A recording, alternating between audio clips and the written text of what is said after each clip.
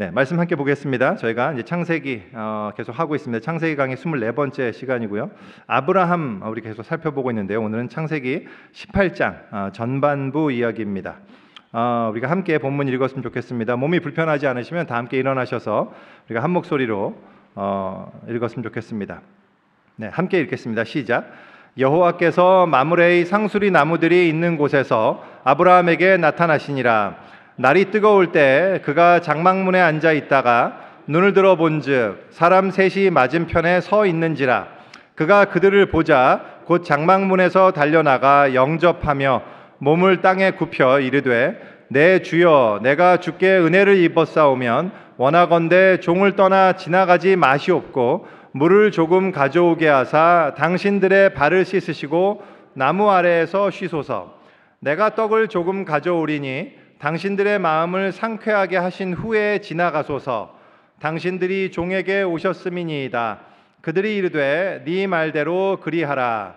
아브라함이 급히 장막으로 가서 사라에게 이르되 속히 고운 가루 세 스아를 가져다가 반죽하여 떡을 만들라 하고, 아브라함이 또 가축대 있는 곳으로 달려가서 기름지고 좋은 송아지를 잡아 하인에게 주니 그가 급히 요리한지라.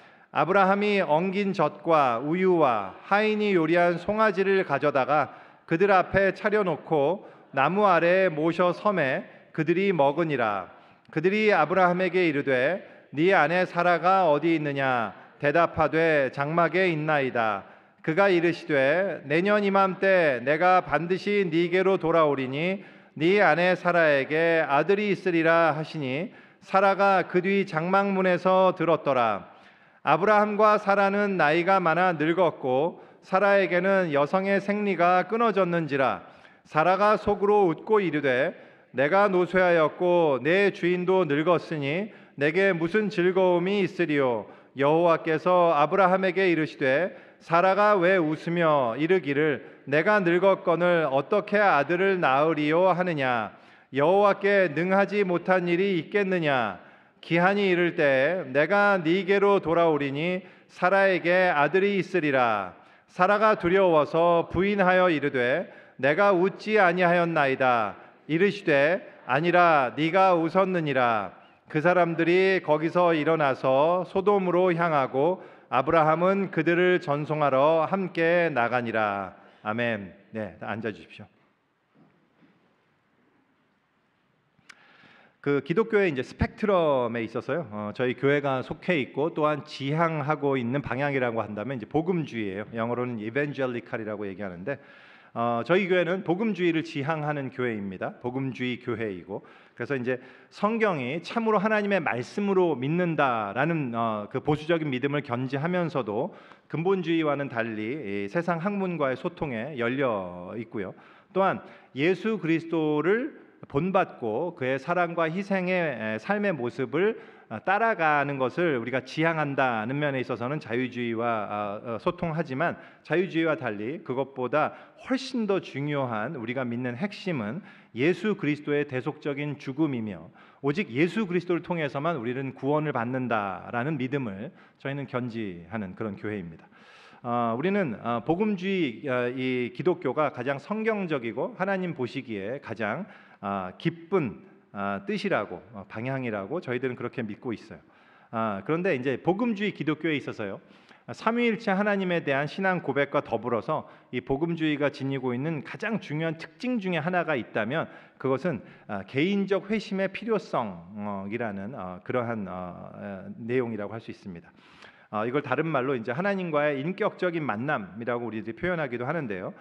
그 의미는 그런 겁니다. 기독교 신앙이라는 것이 기독교 정통 교리에 대한 지적인 동의만으로 충분하지 않다라고 저희는 봅니다. 중요한 것은 그 살아계신 하나님과의 인격적인 관계를 우리는 중요하게 여긴다라는 뜻입니다. 그래서 하나님과 만남을 굉장히 중요하게 여겨요. 우리는 믿음이란 것은 한 사람이 하나님과 대면함을 통해서, 하나님과의 만남을 통해서 그 하나님을 개인적이고 인격적으로 참되게 신뢰하게 되는 것을 우리는 믿음이라고 이렇게 생각합니다. 영어는 이제 personal encounter with God입니다. 이게 굉장히 중요해요.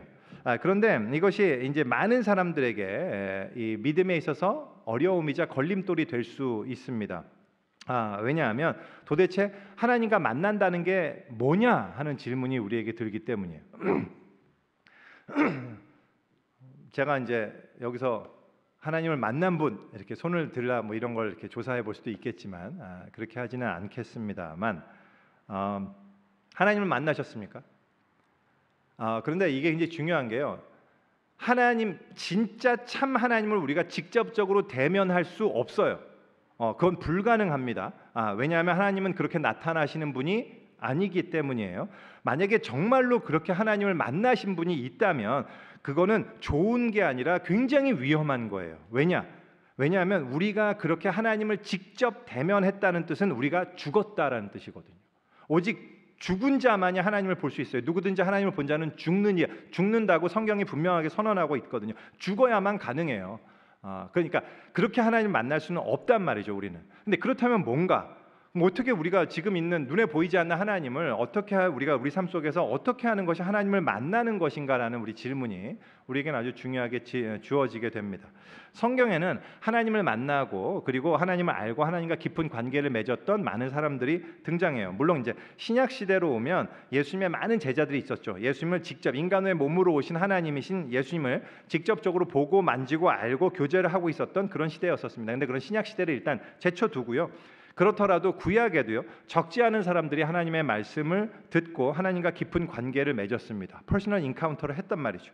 우리가 이제 창세기를 다루면서도 봤듯이 에녹이라는 사람도 있었고 노아도 하나님과 동행했다고 이야기하고 있고요. 또 우리가 잘 아는 성경에 모세라는 사람이 있고 또 다윗 왕도 있잖아요. 그래서 그 밖에 여러 선지자들도 있어요. 이들은 모두 굉장히 하나님과 깊이 있는 친밀한 교제와 관계를 나눴던 사람들이었습니다. 근데 그 어떤 사람들보다도요, 가장 하나님과 친밀한 관계를 맺은 존재가 누구냐를 찾는다라고 한다면 구약에서는 다른 사람보다도 아브라함입니다. 이렇게 말씀드릴 수 있는 근거는 뭐냐면요, 아브라함은요 성경에서 하나님의 친구, the friend of God이라고 불린 유일한 존재이기 때문이에요. 제가 이제 읽지는 않겠지만 이 성경에는요 아브라함을 하나님의 친구라고 언급하는 구절이 3번이나 등장해요. 제가 오늘 여기 두 절을 실었는데 하나님이 직접 그렇게 부르시는 이사야서에 하나님이 직접 나의 벗 아브라함의 이 자손아 이렇게 이야기하는 그 장면 포함해서요 3구절이나 등장해요. 사도 야고보는 그는 하나님의 벗이라고 칭함을 받았다라고 이렇게 표현하기도 한단 말이죠. 그래서요 아브라함은 하나님의 친구였습니다. 이 하나님의 친구라는 호칭을 들은 사람은 없어요. 아브라함 외에는. 그러면 아브라함은 어떻게 하나님의 친구라고 불림을 받을 수 있었을까요? 아브라함은 구약의 다른 사람들과 달리 하나님의 친구라고 불림을 받을 수 있었던 근거가 뭐냐? 물론 이제 창세기 12장부터 우리가 쭉 살펴왔던 아브라함의 이제 일생이 있잖아요. 일생의 내용을 통해서도 우리가 거듭 발견할 수 있는 것은 사실이지만 그럼에도 불구하고 다른 어떤 본문보다도 창세기 18장 우리가 오늘 읽은 본문이야말로 하나님의 친구인 아브라함을 가장 잘 드러내는 본문이라는 사실에는 의심의 여지가 없습니다. 왜냐하면 이 18장의 내용만큼 아브라함과 하나님의 관계를 정말 친구처럼 묘사하고 있는 다른 이야기가 없기 때문이에요. 조금 이따 제가 내용을 설명 때 다시 살펴보겠지만 하나님과 아브라함이 마치 친구처럼 정말 함께 식사를 나누시고 또 하나님이 너무나 다정하고 유머러스하게 즐겁게 담소를 나누세요. 그뿐 아니라 이제 오늘 본문은 아니지만 오늘 본문 바로 뒤에 오늘 본문이 16절까지였잖아요. 바로 뒤에 17절에 제가 실지는 않았지만 참고 본문으로만 실었는데요. 17절에 하나님께서 독백을 하시는 장면이 있습니다. 그때 하나님께서 뭐라고 얘기하시냐면 여호와께서 이르시되 내가 하려는 것을 아브라함에게 숨기겠느냐? 아브라함은 강대한 나라가 되고 천하 만민은 그로 말미암아 복을 받게 될 것이 아니냐? 이렇게 얘기하시는 장면이 있어요. 많은 분들 아시다시피 이제 육신이 되신 하나님 예수께서요 자신을 따르는 사람들과 맺었던 관계를 정의하기 위해서요 선택하셨던 단어가 뭐였냐면 친구였습니다. 근데 예수님께서 그들을 친구라고 부르시는 근거를 뭐라고 설명하셨냐면 요한복음 15장에 이렇게 설명하고 있습니다. 이제부터는 너희를 종이라 하지 아니하나니 종은 주인이 하는 것을 알지 못함이라. 너희를 친구라 하였노니 내가 내 아버지께 들은 것을 다 너희에게 알게 하였음이라. 이렇게 말씀하세요. 다시 말해 친구가 된다는 건 뭐죠? 친구가 된다는 거죠. 여러분 친구를 생각해요. 친구랑은 누구와 친구예요? 비밀이 없는 존재가 친구인 거죠. 자기 속마음을 다 터놓고 이야기할 수 있는 존재가 친구거든요. 그래서 우리가 지금 얘기하고 있는 건 인격적 관계, 소위 개인적인 관계, 친밀한 관계에 대해서 얘기하고 있는데요. 그런 점에서 개인적인 관계, 그 친밀한 관계의 최고봉이 뭐냐면 바로 친구 관계예요. 비밀이 없는 관계, 그 친구 관계를 얘기한단 말이에요. 정확히 그 개념으로 예수님은 우리를 너희는 이제 나의 친구다라고 얘기하셨고요. 바로 그 관점에서 볼 때 창세기 18장은 정말로 아브라함이 왜 하나님의 친구라고 불리는지를 가장 잘 보여주는 본문이라고 할 수 있는 거죠. 그래서요, 제가 창세기 강의에 특별히 아브라함 이야기를 하면서 계속 거듭 강조하고 있는 내용이 있습니다.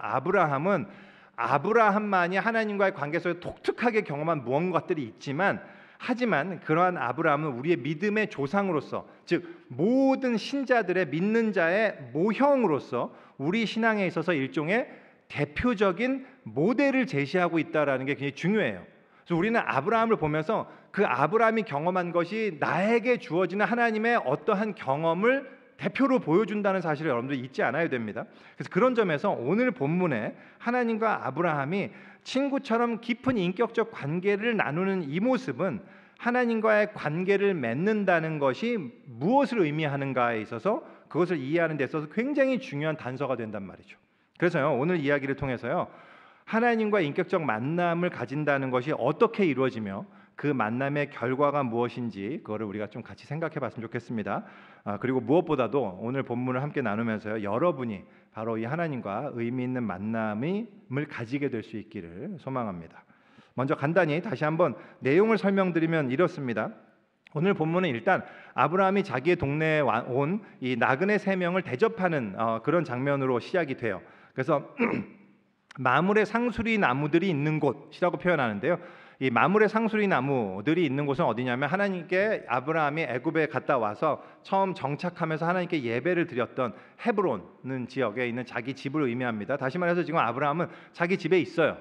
아마도 굉장히 더운 여름이었던 것 같아요. 날이 뜨거웠습니다. 그래서 팔레스타인 지방도요, 여기랑도 온도가 비슷하고 한국하고도 좀 비슷한 것 같아요. 여름에 꽤 덥기로 유명하다고 합니다. 그래서 전통적으로 날씨 거기도 이제 막 8, 90도, 그러니까 여기 화씨르는 그렇단 말이죠. 8, 90도 올라가요. 그러니까 뭐 100도까지도 올라가고 그런데요. 우리나라로 따지면 뭐 몇 도일까요? 하여튼 40도 가까이 되는 거죠. 그런 정도로 막 올라간단 말이죠. 그래서요, 주로 전통적으로 팔레스타인 지역에도 낮 시간에는 낮잠을 잔다고 합니다. 아마도 이제 아브라함 역시 이 장막문에 앉아 있던 게요, 너무 더워서 더워 막 부채질하면서 이제 그냥 쉬면서 앉아 있었던 것 같아요. 근데 그러다가 고개를 들어서 밖을 봤더니 거기 지나가는 사람들이 나그네 3사람이 있었던 거예요. 그래서 그들이 맞은편에 서 있었다고 하는데요. 중동의 관습에서 이제 이렇게 서 있었다 그러잖아요. 서 있는 거는 어떤 자세냐면 자기의 존재를 상대방에게 알리는 거예요. 누군가의 도움을 기다리고 있는 자세입니다. 우리가 예전에 사사기를 하면서도 아마 묵상했던 내용을 여러분 기억하실 분 계실 텐데요. 그래서 이렇게 가만히 서 있는 거예요. 누가 날 안 도와주나 이러면서 이 마을에 이제 마을 어귀에 서 있는 거나 마찬가지단 말이죠. 근데 놀라운 것은요, 아브라함이 그들을 보자마자 달려 나갑니다. 달려 나가서 그들을 영접했어요. 성경 전체를 통틀어서요, 아브라함처럼 나그네를 영접하기 위해서 서둘러 달려 나가서 영접하는 경우는 없었습니다. 그러니까 이 나그네들은 생각해 보세요. 초대받은 손님도 아니었다고요. 뭐 미리 초대장 뭐 오길만 노심초사 기다리고 있었는데 오신다 그래서 막 달려나가 이런 게 아니잖아요. 그냥 미리 누구 오기를 기다리면서 식사 준비를 하고 있던 게 아니란 말이죠. 눈을 들어봤더니 나그네가 있길래 다 달려 나간 거예요. 근데 여기서 여러분들 혹시 이제 그런 질문을 하실 분이 계실 수 있을 것 같아요. 아브라함은 이들이 하나님 혹은 신적 존재인 것을 알고 영접했을까? 아니면 몰랐을까? 여기에 대해서 이제 본문이 분명한 답을 해주고 있지는 않은데요. 역사적으로 기본적으로 많은 신학자들은 아브라함이 이들 가운데서 하나님이 계셨는지를 모르고 이렇게 했다라고 생각해요. 그렇게 판단하는 데는 이유가 있습니다. 히브리서 13장 2절에는 2절 뭐라고 얘기하냐면, 히브리서 저자가 형제 사랑하기를 계속하고 손님 대접하기를 잊지 말라. 부지 중에 천사들을 대접한 이들이 있었느니라 이렇게 이야기하거든요. 근데 기본적으로 이것이 히브리서 저자가 아브라함을 언급한 것으로 신학자들이 인정하기 때문이에요. 실제로 오늘 본문의 아브라함 외에는요, 성경에 이런 이야기가 전혀 등장하지 않습니다. 이미 알아요. 그때 다른 케이스들은 모두 알아요. 하나님인지. 근데 이 장면에서만 아브라함은 모르는 거죠. 저 역시 몰랐다는 의견에 동의해요. 다시 말해서 아브라함은 처음부터 이들이 신적 존재임을 간파했기 때문에 이렇게 영접한 게 아니고요. 그가 그냥 여행으로 지친 나그네들에게 늘 하던 대로 지극정성으로 극빈 대접을 했다라는 뜻이에요. 물론 이 나그네들과 같이 이 식사 담소를 하는 어느 시점에 가서 이들이 신적 존재임을 알게 되었겠죠. 본문에서는 어쨌든 그 정체가 드러나는 때는 한참 뒤인 13절에 가서야 이제 여호와께서라고 이렇게 이야기한단 말이죠. 한참 뒤에 이루어져요. 그래서 1절의 내용은 이제 그 기록자의 해설이고요. 그래서 참고로 여기서 하나님이 이제 세 사람으로 나타났다는 것 때문에 초대 교부들 사이에서는 삼위일체 하나님이 오신 거라고 주장하신 분도 계셨지만 사실 이건 뭐 너무 투머치 해석이고요. 사실 나중에 본문을 참고해서 보면 이 셋 중에 한 분은 야훼 하나님이시고 나머지 둘은 이제 그 하나님과 함께 동행한 천사였을 가능성이 가장 높습니다.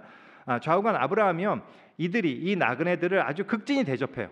아주 적극적으로 집에 초대했을 뿐만 아니라 본문을 보면 아주 아브라함이 막 이리 뛰고 저리 뛰고 막 해요. 여기 제가 이제 이 노란색으로 표시했지만 막 급히, 그리고 막 속히 빵을 만들어라 막 달려가고 막 또 송아지 급히 잡고 막 이렇게 한단 말이죠. 그래서 이렇게 막 계속 아브라함이 빨리빨리 나그네를 대접하기 위해서 애쓰는 모습이 막 나오고요.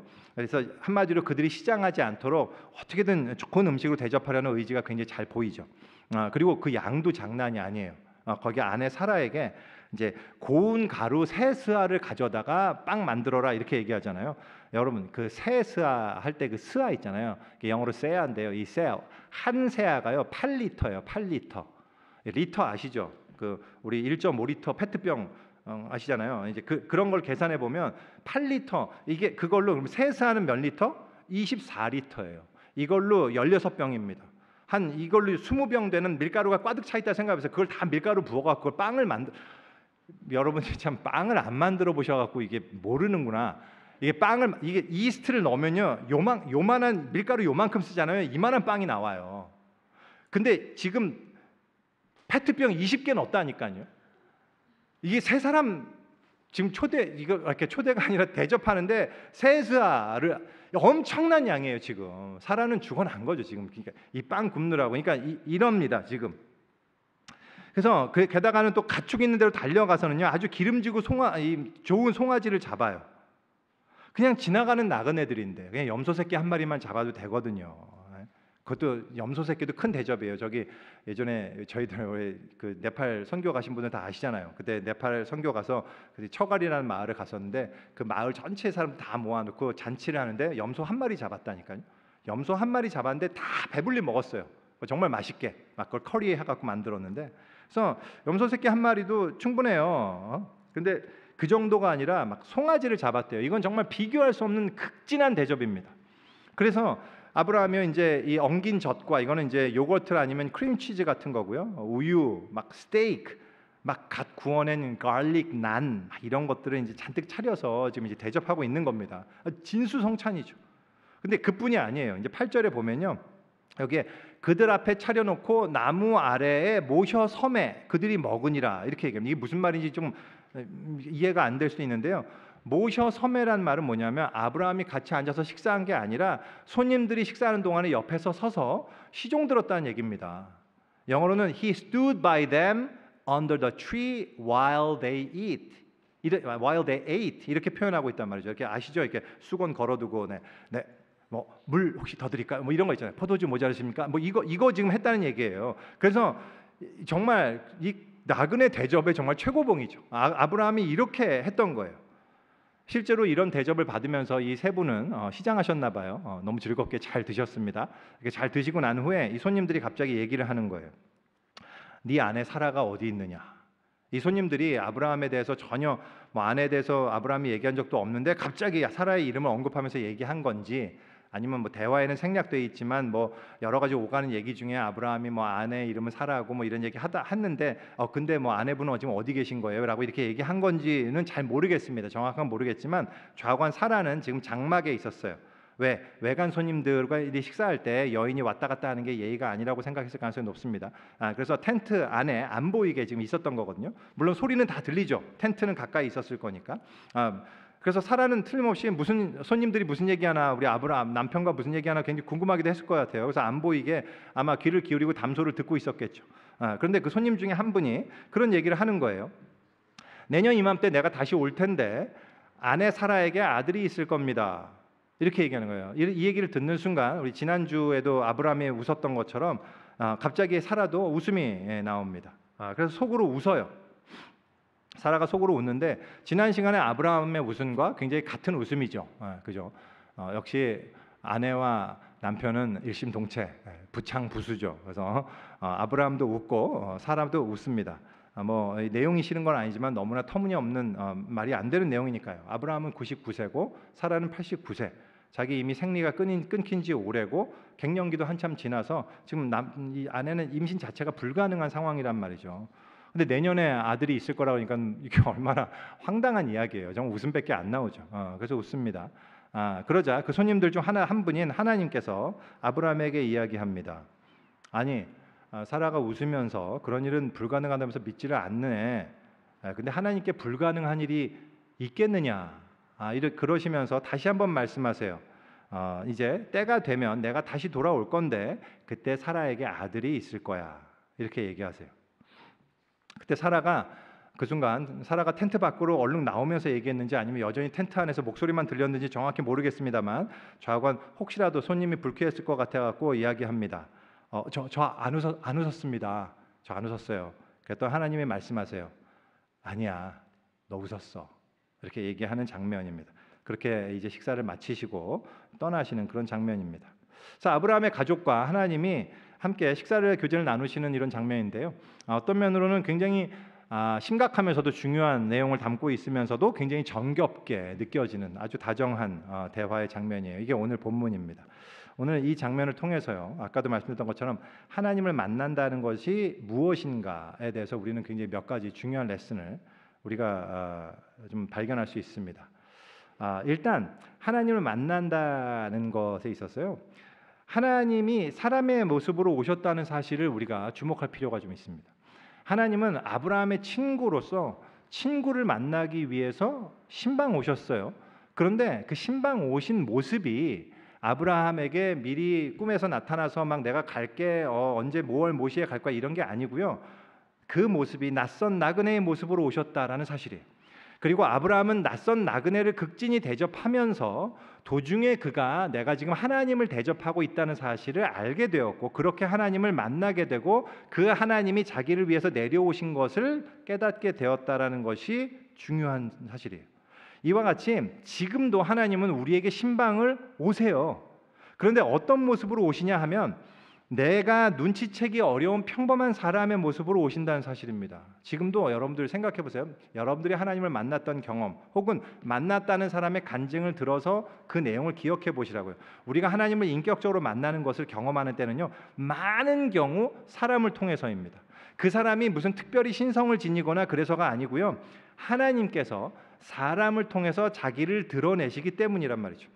예컨대 어떤 사람들은 어떤 예배나 아니면 수양회 때 강사나 목사님이 하시는 말씀을 통해서 하나님이 자기에게 하시는 음성을 들어요. 그 말씀을 듣는단 말이죠.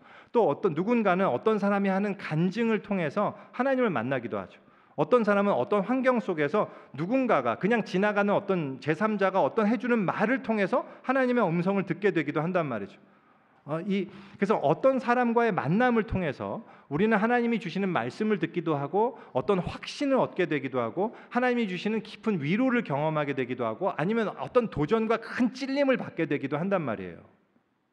그런데 이 지점에서 오늘 아브라함의 이야기가 주는 굉장히 중요한 레슨이 있습니다. 그것은 내가 하나님을 만나게 되느냐 아니냐에 있어서 굉장히 중요한 요소가 있다면 그것은 바로 내가 만나는 그 타인에 대해 어떤 태도와 자세를 취하는가라는 점이라 사실이에요.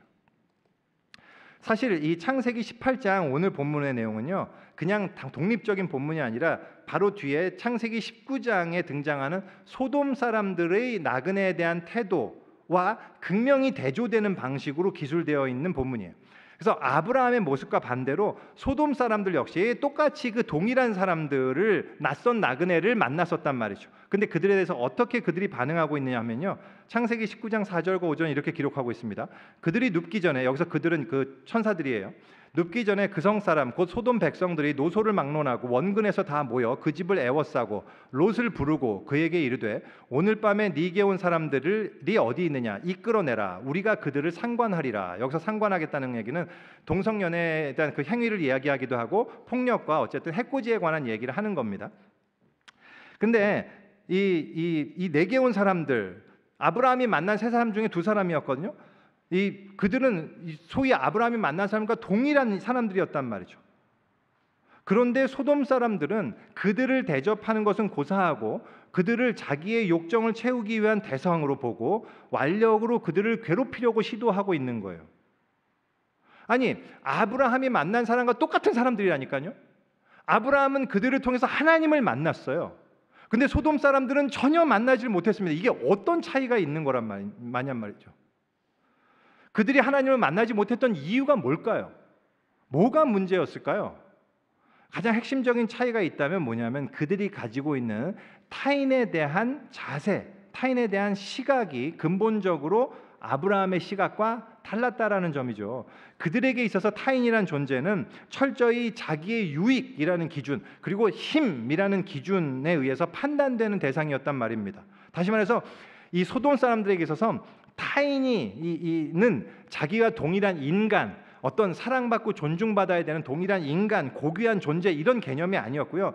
나의 유익에 도움이 되느냐 아니냐, 혹은 나에게 위험이 되느냐 아니냐로 평가되는 비인격적인 존재였다라는 사실이에요. 그들이 가진 이런 인간관 때문에 그들은 사람을 통해 나에게 다가오시는 하나님을 만날 수가 없었다는 게 굉장히 중요한 교훈이에요. 이러한 소돔, 이 인간에 대한 이 도구적 관점의 시각은요, 결국 타인에 대한 기본적인 반응이 환대가 아니라 혐오가 되도록 조장하는 게 문제죠. 그 2차 대전 당시에요, 히틀러와 나치가요, 독일 게르만 민족에 대한 이 우수성을 강조하면서 동시에 타민족, 특별히 유대인들과 또한 소수민족, 약자들에 대해서는 보였던 기본적인 자세가 뭐였냐면 혐오였습니다. 그들이 그렇게 혐오를 조장했던 이유는 혐오가 힘이 있어요. 어떤 힘이 있냐면 우리로 하여금 상대에게, 다른 인간에게 마음껏 폭력을 행사할 수 있는 권리를 부여하기 때문이에요. 혐오라고 하는 것은 뭐냐면 기본적으로 저 사람을 나와 동일한 인간이 아니고요, 인간이 아닌 존재로 보게 하는 심리적 작용이기 때문이에요. 상대는 더 이상 인간이 아닌 거예요. 그래서 그들에게 폭력을 행사하는데 아무런 거리낌이 없는 거예요. 내가 죄책감 없이 그들에게 폭력을 행사할 수 있어요. 여러분들, 그 혐오의 가장 대표적인 방식이 욕이거든요. 욕. 근데 우리가 욕을 하잖아요. 여러분들도 이제 욕을 하신 적 있잖아요. 근데 그 욕을 하실 때 욕의 내용이 뭐예요? 욕을 하실 때 욕의 내용이 천사인가요? 아니면 뭐 위인, 막 너무 영웅, 뭐 이런 욕이 있어요? 그런 욕은 없어요. 욕은 주로 내용이 어떤 거죠? 동물입니다. 그죠? 십장생이라든지 뭐 이런 거잖아요. 그죠? 아니면 뭐 강아지, 송아지, 뭐 이런 거, 아니면 또 무생물이죠. 무생물, 젓갈, 뭐 이런 거잖아요. 그죠? 그런 것들을 우리가 욕할 때, 아니면 욕할 때 마귀 새끼 이런 표현도 많이 써요. 마귀 새끼. 마귀 새끼라는 거, 마귀 새끼는 인간이 아니에요. 마귀지. 그죠? 그래서요, 왜 이런 용어를 우리가 사용하죠? 욕을 할 때 왜 이런 용어를 사용하냐 하면 우리가 죄책감 없이 저들에게 마음껏 욕하고 폭력을 행사할 수 있도록 해주거든요. 왜? 상대는 인간이 아니니까. 나는 지금 악한 동물과 싸우고 있는 거거든요. 마귀 새끼랑 싸우고 있는 거란 말이죠. 혐오가 정당화되는 거죠. 그래서 이러한 인간과는요, 그냥 나치가 갑자기 처음으로, 히틀러가 이상해갖고 막 처음으로 도입했던 게 아니에요. 그것은 니체의 초인 사상이 바탕이었고, 그 니체의 초인 사상은 예수님이 오시기 전 고대의 모든 제국이 가지고 있던 기본적인 사상이었고, 이것이 소돔이 가지고 있던 인간관이었단 말이죠.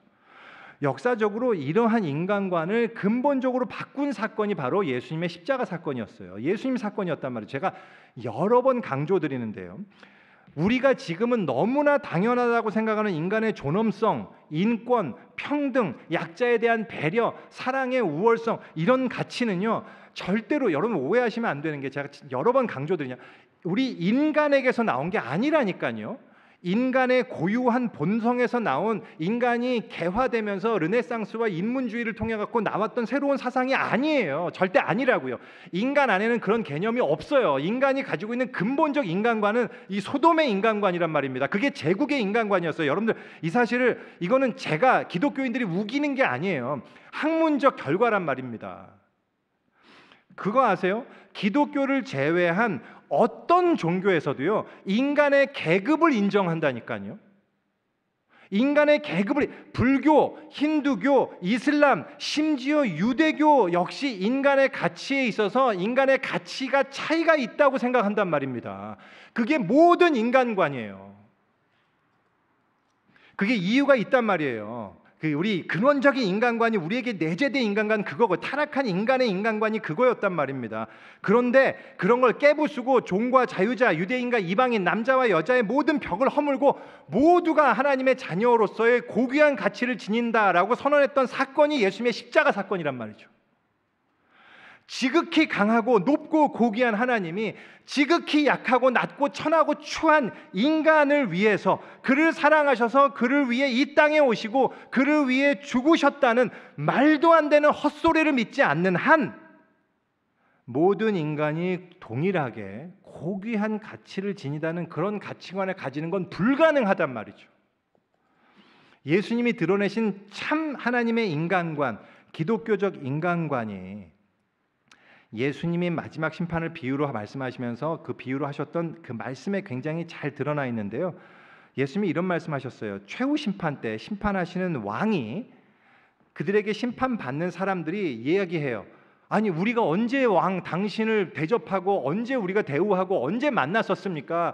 우리는 당신 본 적이 없는데, 내가 왕이었으면, 우리가 만났었으면 벌써 잘 대접해 드렸겠죠. 이렇게 얘기할 때 그 왕이 했던 얘기가 이거예요. 임금이 대답하여 이르시되, 내가 진실로 너에게 이르노니 너희가 여기 내 형제 중에 지극히 작은 자에게 한 것이 곧 내게 한 것이니라.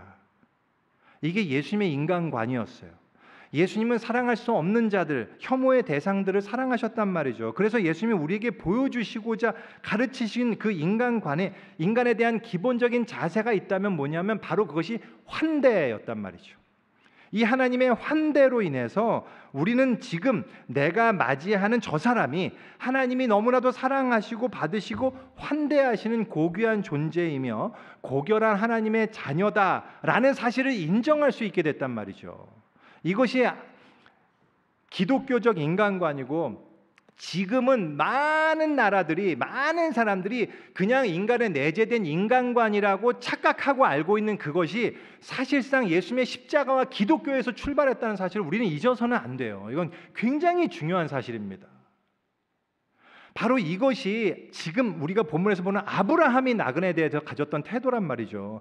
이것이 소돔으로 대표되는 이 세상과 아브라함으로 대표되는 하나님의 백성의 인간관의 근본 차이예요. 특별히 여기서 하나님이 사람으로 우리에게 오셨다는 사실을 전제할 때요, 아브라함이 하나님을 만난 그 자리가 식사하는 자리였다는 사실 또한 굉장히 중요한 의미를 가진다고 생각해요. 우리가 어떤 사람을 환대하고 그와 의미 있는 교제를 하는 자리는 다른 어떤 자리보다도 함께 먹는 자리이기 때문에 그래요. 특별히 성경에서 함께 식사를 나눈다는 건요, 굉장히 중요한 의미를 가집니다. 고대 세계에서 물론 부족 간의 언약을 맺을 때도 주로 식사와 함께 맺고는 했다고 합니다. 그런데 무엇보다 하나님께서 이것을 굉장히 중요하게 여기셨어요. 그래서 신해상 언약, 출애굽기 20장에 보면요, 거기에도 그런 내용이 나와요. 하나님께서 이스라엘 대표 장로들 70인을 불러다가 하나님 앞에서 언약을 맺으면서 하나님 앞에서 먹고 마시게 했다라고 기록이 돼 있단 말이죠. 그리고 사실은 성경에서 누구보다 이 식사의 중요성을 우리에게 각인시켜 주신 분이 계시다면 누구냐 하면 누구죠? 바로 예수님이세요. 성경에서 거듭 밝히고 있는 진리가 있다면 예수님은 식사에 진심이셨다라는 사실입니다. 복음서에서 예수님의 삶과 예수님의 그 말씀을 종합해 보면요, 한 가지 확실하게 알 수 있는 길이 있습니다. 그것은 예수님께서 우리를 초대하는 그 구원의 초대의 말씀이 뭔지 아세요? 만약 예수님이 지금 이 자리에 계시다면 여러분들한테 내가 너희들 구원할게, 내가 일로 이렇게 나한테 오렴이라고 할 때 그 초대장에 그 글귀가 뭘 거라고 생각하세요? 이거는 복음서를 통해서 여러분 잘 보시면 딱 한 가지예요. 와서 같이 밥 먹자라는 말이죠. 예수님이 삭개오를 부르실 때에도 하신 말씀이 삭개오야 내려와라, 내가 너희 집에서 같이 밥 먹고 싶구나 였거든요. 그래서 이미 예수님은 그 전에 이미 늘상 자격 없는 자들과 함께 식사하기를 즐겼단 말이죠. 먹고 마시기를 예수님은 항상 하셨어요. 그래서 대적자들로부터도 예수님은 먹기를 탐하고 포도주를 즐기는 자요 세리와 죄인의 친구다라는 비난을 받으셨던 분이란 말이죠. 또한 예수님이 비유하셨던 천국이 천국 잔치였어요. 잔치.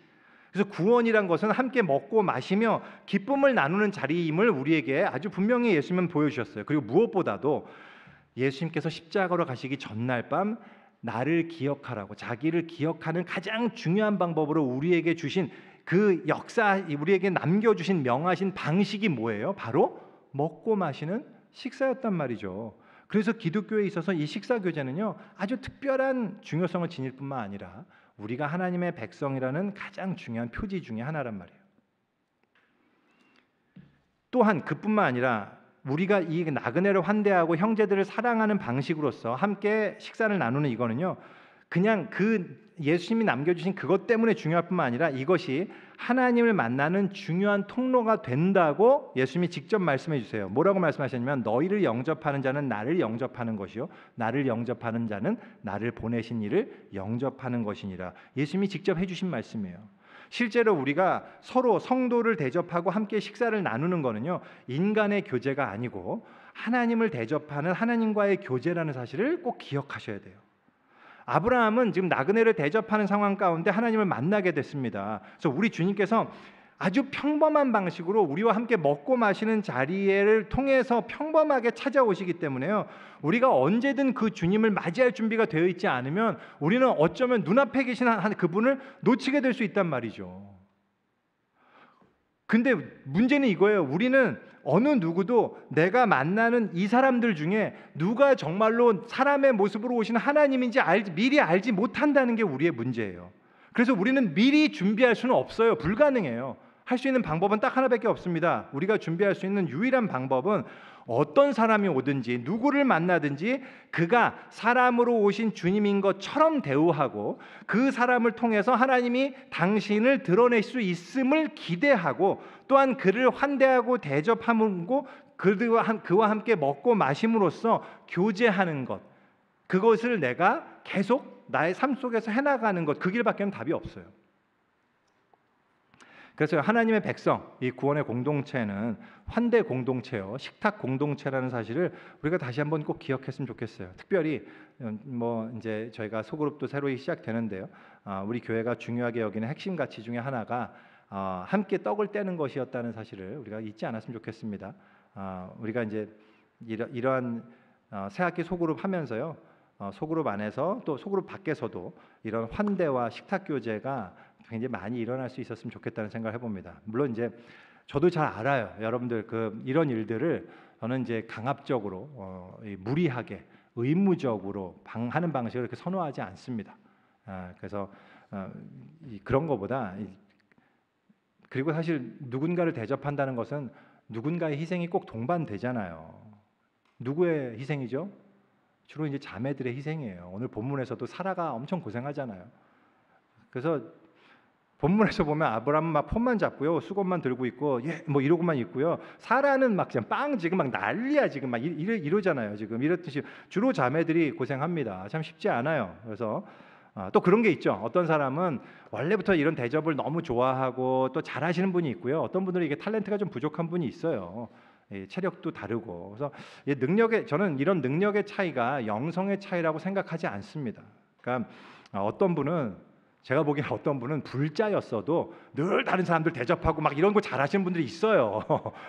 그러니까 이게 꼭 그런 게 아니고, 그리고 또 신앙심 깊은 분들 가운데도 체력이 일단 너무 안 되거나 아니면 뭐 유전적으로 아이이신 분들이 있단 말이죠. 그래서 누구 만나기만 하면 에너지가 쫙 고갈돼 갖고 막 한 2주는 누워 있어야 되는 분들이 있어요. 그러니까 이런 분들이 있어요. 이걸 우리가 이 개인차 이런 것들을 천편일률적으로 우리는 쫙 해야 됩니다. 일주일에 한 번씩 모두 막 밥 먹고 막 이렇게 하기가 어렵단 말이죠. 이렇게 하는 게 좋은 방식은 아닐 수 있다고 생각해요. 그런데 제가 얘기하고 싶은 건 이런 겁니다. 우리는 이런 개인 차이들을 서로 인정하고 이해해야 되고요. 다만 우리가 이렇게 이해하고 서로 돕는 가운데 개인이 양심적으로 우리가 내 스스로가 최선을 다해서 내가 함께 떡을 떼기 위한 그러한 일에 힘쓰는 거는 굉장히 중요해요. 그래서 이제 이번에 소그룹 모임 때도 이제 한 달에 한 번, 이건 이게 required로 한 달에 한 번으로만 지난번 주에도 말씀드렸지만 식사하는 걸로 좀 제가 정했잖아요. 그러니까 한 달에 한 번씩은 꼭 같이 모여서 식사했으면 좋겠습니다. 근데 조건이 있어요. 무조건 팔럭이다. 그죠? 이제 미국에 사는 우리들이 이렇게 팔럭이라는 너무 좋은 이런 문화적 이 어드밴티지를 이용 안 하면 안 되죠. 그래서 팔럭으로 이렇게 했으면 좋겠습니다. 그래서 또 그리고 우리가 누구를 초대하기가 좀 어려운 이유 중에 하나가 이게 꼭 그 누군가를 초대하면 막 아주 그럴듯한 화려하고 다양한 음식을 해야 된다는 막 그런 부담감을 가지기 쉽거든요. 그죠? 송아지를 잡아야 한다는 부담을 자꾸 가져요. 근데 그냥 염소 괜찮습니다. 염소 새끼도 괜찮고요. 아니 그냥 라면도 괜찮아요, 사실. 라면 하셔도 괜찮고. 저는 이제 가급적 우리 교회 문화가 이제 아주 끝내주는 음식을 정말 엄청난 음식을 아주 드물게 같이 모여서 먹는 이런 문화보다는 진짜 별거 아닌 음식이라도 그냥 뭐 밥에 그냥 멸치볶음만 있어도 더 자주 같이 나눠서 먹을 수 있는 그런 문화가 됐으면 좋겠다는 생각을 좀 많이 하거든요. 이게 누굴 초대하려는데 그 사람이 벌써 나의 와서 집에 와서 뭐 기대할 거를 막 생각하면요 너무 부담스러워. 오늘은 목사님 댁에서 또 뭘 해주실까 이러지 마시고 그냥 우리 그냥 라면이나 먹읍시다. 그래서 같이 와서 라면 먹고 막 이랬으면 좋겠어요. 그리고 뭐 좀 또 나 자금력이 된다. 그럼 사 드셔도 괜찮습니다. 그래서 같이 나가서 외식하시고 나눠서 같이 중요한 거는 요새 물가가 여기 이 지역이 장난이 아니라서 외식하기가 좀 어렵지만요. 좌우간 전 능력 되신다면 좋아요. 중요한 것은 그거예요. 함께 떡을 떼는 교제를 얘기합니다. 우리가 이런 환대와 대접과 교제를 통해서 우리를 찾아오시는 하나님을 훨씬 더 많이 경험할 수 있을 거라고 저는 확신합니다. 그렇게 했으면 좋겠습니다. 한 가지만 더 얘기하고 좀 마치려고 해요. 우리가 그렇게 주님을 만나게 될 때 더 정확히 말하면 하나님이 우리를 만나 주시게 될 때 그 만남을 통해서 하나님이 우리에게 하시고자 하는 일이 하나가 있어요. 그것은 뭐냐면 우리의 믿음 없음을 드러내시고 우리로 하여금 진짜로 주님을 믿는 믿음을 가지도록 약속을 주시기 위함이에요. 주님을 만나게 될 때 언제나 동일하게 우리에게 발생되는 현상은 뭐냐 하면 주님을 만난 모든 사람들이 항상 동일하게 고백하는 게 있어요. 그 현상은 하나님께 대한 믿음과 신뢰의 고양이에요. 먼저 주님은 우리에게 약속을 상기시켜 주십니다. 그가 이르시되 내년 이맘때 내가 반드시 네게로 돌아오리니 네 안에 사라에게 아들이 있으리라 하시니. 우리가 하나님을 만날 때 하나님은 우리에게도 동일한 약속을 주세요. 그런데요, 생각해 보세요. 하나님이 우리에게 주시는 그 약속은 죄송합니다. 잠깐 이거 벗을게요. 제가 하나님이 우리에게 주시는 그 약속은 뭐냐면요. 사라에게 주어진 것과 마찬가지로 언제나 우리의 이성과 지식을 초월하는 믿음을 요구하는 약속이에요. 그러니까 우리의 생각과 판단으로는 도저히 터무니없어 보이는 그런 이야기란 말이죠. 그런 약속이에요. 그런데 생각해 보세요. 성경은요, 하나님으로부터 비롯된 그 약속, 소위 기적이죠. 우리의 이성과 상식을 초월한다는 점에서 그건 기적이라고 우리 불릴 수 있거든요. 그런데 그 기적이 우리 신앙의 중심이고 우리의 삶의 근본이라고 성경은 과감하게 주장한단 말이죠. 여러분 한번 생각해 보세요.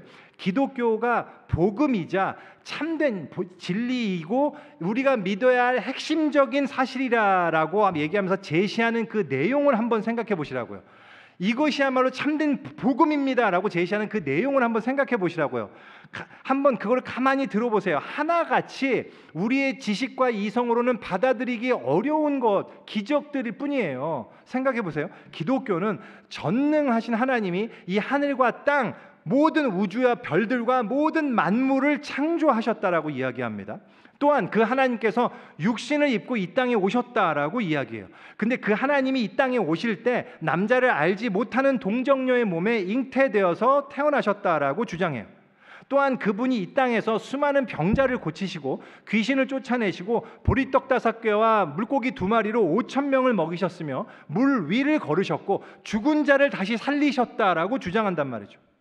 또한 기독교는 그분이 우리 모든 사람들의 과거와 현재와 미래의 모든 죄를 대신하시고 그 죄의 대가, 하나님의 진노를 대신 받으심으로써 그 십자가의 대속적 죽음을 통해서 우리에게 구원의 길이 활짝 열리게 됐다라고 주장합니다. 또한 기독교는 그분이 죽으신 지 사흘 만에 부활하셨으며 육체로 부활하셨으며 그를 믿는 모든 자들에게 바로 이와 같은 새로운 부활의 생명이 주어질 것임을 약속하셨고, 그에 따라 그를 믿는 모든 자들은 죽어서 그 몸이 썩을지라도 부활의 몸으로 다시 살게 될 것이라고 이야기합니다. 또한 하늘로 올라가시는 그 하나님 예수께서 이 땅에 다시 오실 때 세상에 있는 모든 족속들이 그를 눈으로 보게 될 것이며 모든 만물이 새롭게 될 것이고 이 세상에 있는 모든 악과 죄와 사탄은 멸망을 당하게 될 것이고 하나님의 나라가 온전히 임하는 그 새 하늘과 새 땅이 도래하게 될 것이라고 선언한단 말이죠. 이 모든 내용을 생각해 보십시오. 이 모든 내용은 우리의 이성과 판단과 지식과 상식을 뛰어넘는, 이 세상의 지식과 상식으로는 도저히 이해할 수 없는 불가해한 내용이라는 점에서 하나같이 기적이에요. 사라가 들었던 그 내용과 정확히 일치하는 내용이란 말이죠. 그런데 하나님은 이것을 우리에게 당신이 주시는 약속이라고 주시면서 이것을 믿으라고 말씀하십니다. 그리고 그렇기 때문에요, 이 약속들은 하나님을 모르는 이 세상에서는요 웃음거리가 돼요. 이건 말도 안 되는 얘기거든요. 불가능한 얘기예요. 그래서 사라도 웃었던 거예요. 생리도 끊기고 갱년기도 지났거든요. 아니, 생리가 안 나오는데 어떻게 애가 생깁니까? 말이 되는 얘기를 하셔야지. 말이 안 되잖아요, 이게. 우리도 웃기잖아요. 아, 그 여자 생리는 끊겼어. 갱년기 지났는데 이번에 임신했대. 웃기잖아요, 여러분. 안 웃겨요? 아, 여러분 굉장히 진지하신데. 이게 웃긴 얘기란 말입니다. 말이 안 되는 얘기예요. 불가능해요. 근데 그때 하나님이 이렇게 말씀하십니다. 여호와께 능하지 못한 일이 있겠느냐. 이것이 하나님께서 당신을 만난 모든 사람들에게 주시는 핵심적인 말씀이에요. 이 말씀에 대한 나의 반응이 바로 믿음입니다. 여기서 중요한 거 하나가 있어요. 하나님이 보시는 것은요, 겉으로 드러나는 우리의 반응이 아니고요, 우리의 마음 깊은 중심을 보신다는 사실입니다. 사라가 하나님 앞에 나와서 얘기해요. 저 웃지 않았습니다. 여러분 생각 어떠세요? 여러분, 사라가 웃었을까요? 안 웃었을까요? 안 웃었어요, 여러분. 사라 안 웃었다고. 지금 사라가 거짓말하는 게 아니에요. 여기 12절에 분명히 이야기하고 있잖아요. 속으로 웃고 이르되. 사라는요 속으로만 웃었다니까요. 만일 그녀 옆에 목격자가 있었다고 생각해 보세요. 종이 있었고 그녀를 목격했다면, 그래서 하나님 앞에 하나님이 데려다가 증인이라고, 너 증인 한번 얘기해봐 그랬으면 그 사람이 뭐라고 얘기했을 것 같아요? 저 봤어요. 안 웃었어요. 진짜 사라 안 웃었습니다. 이게 자기가 보고 있었다고. 내가 분명히 보고 있었어. 사라 얼굴 그냥 계속 보고 있었거든요. 근데 전혀 안 웃었어요 라고 얘기했을 거예요. 그 사람은. 사라는 그 얘기 한 거예요. 저 진짜 안 웃었는데요.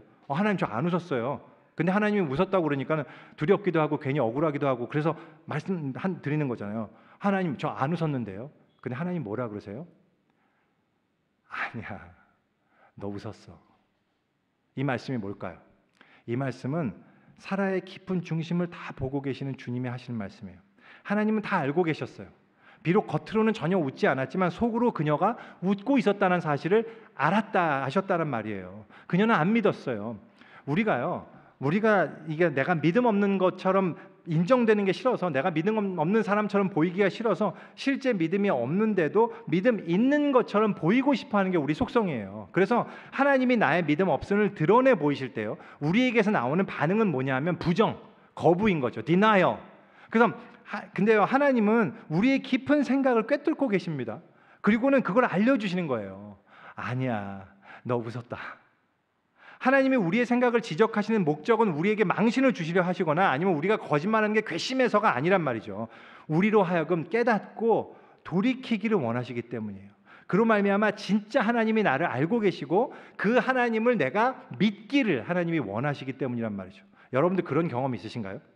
저는 말씀 들을 때 그런 경험을 왕왕 하곤 하거든요. 어떤 말씀이요. 앞에서 설교자가 선포하는데 저를 깊이 찌를 때가 있어요. 하나님이 나한테 말씀하시는 것 같아요. 근데 속에서 그걸 인정하려고 하니까요. 여러 가지 방향에서 막 저항이 생겨요. 잠깐만, 너무 이거 나한테 내가 이거 회개해야 되는 부분이 잠깐. 근데 정확지는 않네. 정확지는 않아. 이게 꼭 딱 맞는 상황은 아닌 것 같아. 이런 마음이 막 들고요. 그리고 아니면 저 뭐지? 저 사람 지금 나한테 일부러 지금 예전에 이제 크리스 목사님이 했던 설교가 저는 너무 기억이 나는데 크리스 목사님 내가 그때 했던 얘기를 지금 되받아치면서 나한테 지금 이런 얘기를 하시는 거 이런 생각이 든단 말이죠. 정말. 근데요. 그래서 우리가요. 어떤 여러 방식으로 내 안에서 부정해요. 이거를 어떻게든 하나님이 나에게 하시는 말씀이 아닌 것처럼. 근데 여러분 기억하십시오. 하나님의 지적은 우리를 꾸짖거나 책망하시려고 하는 게 아니에요. 우리를 살리기 원하셔서 하시는 말씀이라고. 우리로 하여금 참된 믿음으로 이끌기를 원하시는 거예요. 그래서 말이 나온 김에 한 가지 더 꼭 다시 말씀드리면 제가 이건 가끔 이런 말씀을 드리는데요. 여러분들 그 표적 설교라고 들어보셨어요? 표적 설교. 이제 설교자가 누군가를 생각하면서 그 사람 들으라고 설교하는 것을 이제 의미합니다. 이제 여러분들에게 더 와닿는 기독교 전문 용어를 사용하면 이제 까는 설교라고 하죠. 그래서 까는 설교. 근데 저는요, 여러분 그런 설교를 하지 않습니다. 정말 지금까지 한 번도 한 적이 없고요. 하나님 앞에 전 양심적으로 그런 적이 없고요. 그리고 그런 적은 있어요. 이번 본문 이거는 내가 이 얘기를 해야 되는데 근데 내가 어떤 얘기를 들은 게 있어. 누군가 어떤 결부된 잠깐만 내가 이 얘기를 하면 이분이 오해하면 어떡하지? 이런 걱정을 한 적은 있어요. 그래서 때로는 그걸 안 한 적도 있어요.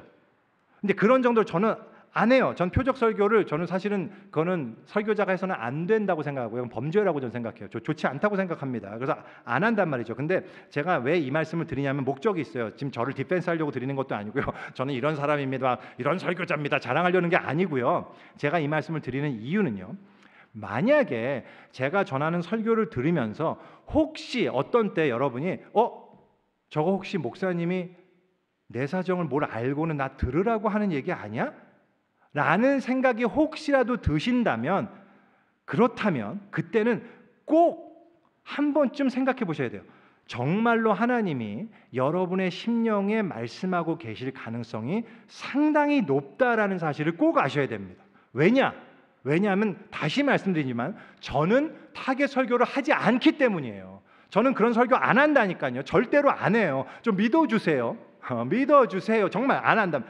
그럼에도 불구하고 그렇게 들린다면 그렇다면 그건 정말로 하나님이 지금 당신에게 말씀하고 계실 가능성이 높다니까요.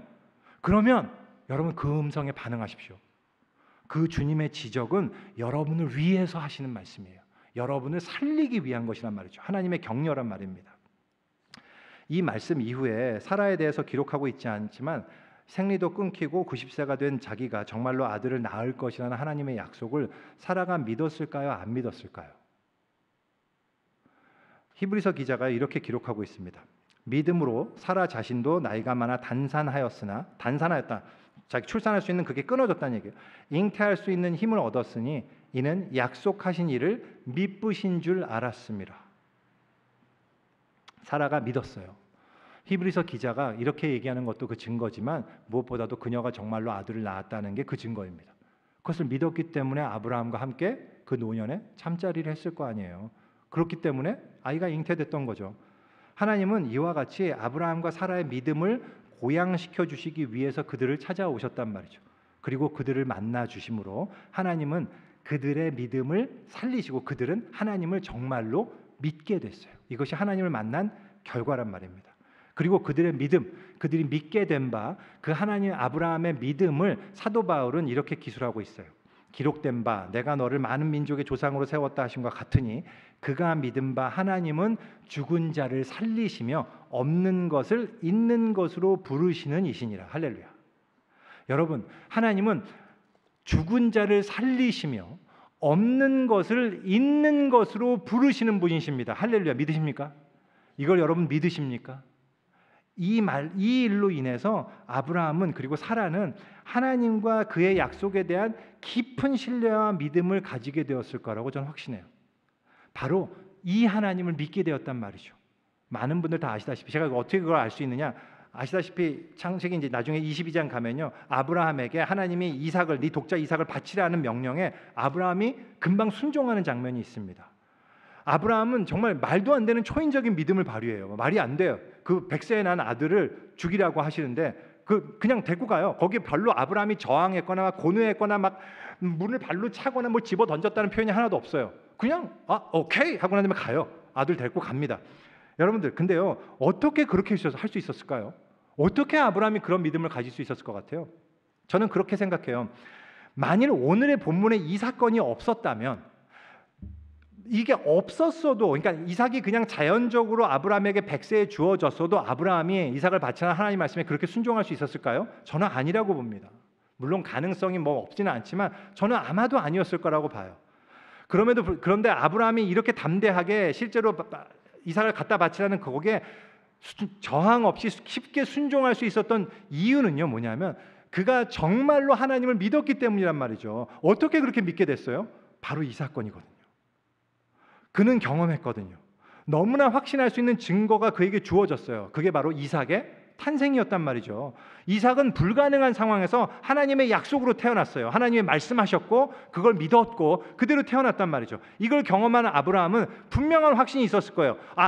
그렇지, 내가 정말로 아들을 여기서 죽여도, 진짜로 죽여도 얘는 죽지 않을 거야 라는 확신이 있었을 거예요. 하나님이 다시 얘를 살리시든지 아니면 뭐 부활시키시든지 뭐 어떻게 하시겠지.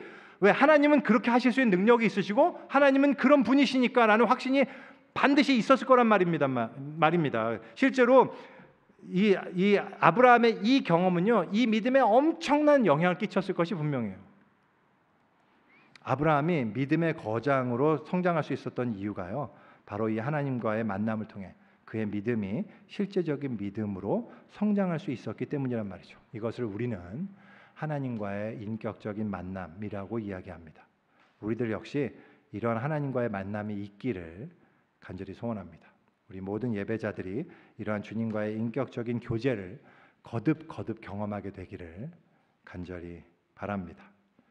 말씀 마치겠습니다. 저는 무엇보다도 이 하나님과의 식탁 교제를 보면요, 너무 멋지고 아름답고 정겹고 유머러스하고 다정한 그런 하나님의 대화의 모습, 하나님의 그 정말 이 애틋한 모습을 제가 발견하게 돼요. 주님이 질문하시잖아요. 근데 사라가 왜 웃니? 여호와께 능치 못한 일이 있다고 생각하니? 그때 사라가 대답하죠. 저 안 웃었는데요. 그때 하나님이 대답하시잖아요.